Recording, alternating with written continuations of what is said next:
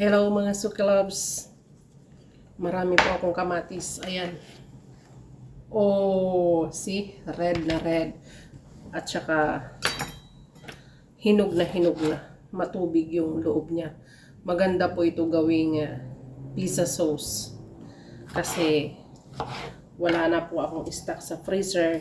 So, kisa ilagay ko lang sa ref, gagawa natin ng sauce. Tinatanggal ko lang po yung nakikita nyo yan. Matigas kasi yan at saka hindi to sa may puwet.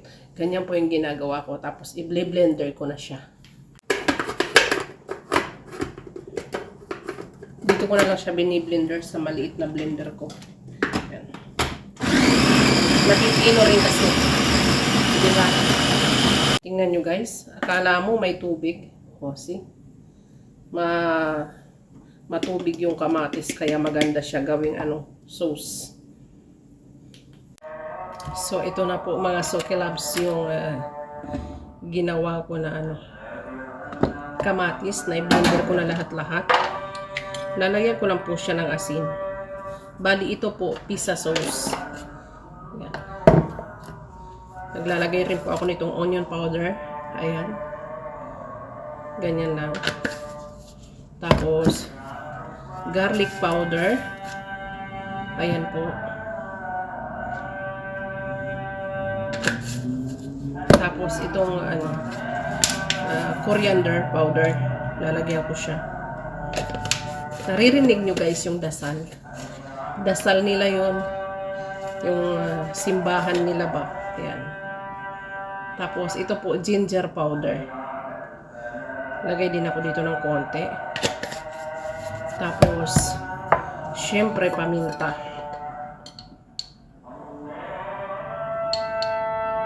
Yan. Tapos po guys, meron po ako dito Maggi broth cubes. Naglalagay din po ako dito. Mga dalawa. Yan po siya. Ito po, wala siyang tubig. Wala siyang halong tubig ha. Ano lang siya. Yung katas ng kamatis. Yan yung magluluto sa kanya. Sarili niya katas. Tapos meron pa ako dito rosemary leaves.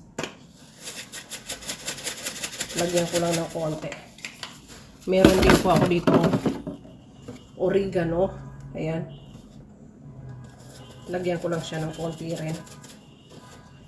Tapos haluin ko lang siya. Hanggang sa maluto po. Pag naluto na siya lahat-lahat, saka na ako maglalagay ng olive oil. At saka yung iba pang ilalagay ko na sangkap. So, ayan na po. Naluto na. Ito naman po yung aking coriander. Ilalagay ko po dyan. Marami pa na. Hindi lahat. Yan.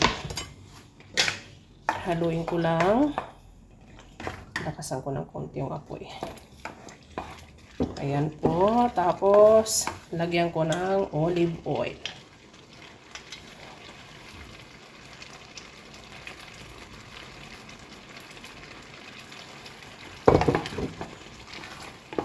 Mix ko lang ng konti.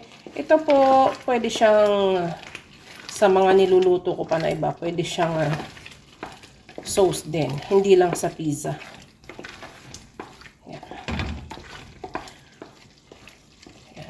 Thank you po for watching mga Suki Loves. Ayan, luto na siya. Ang gagawin ko po dyan, palalamigin ko po siya and then ilalagay ko rin po sa freezer. Thank you for watching.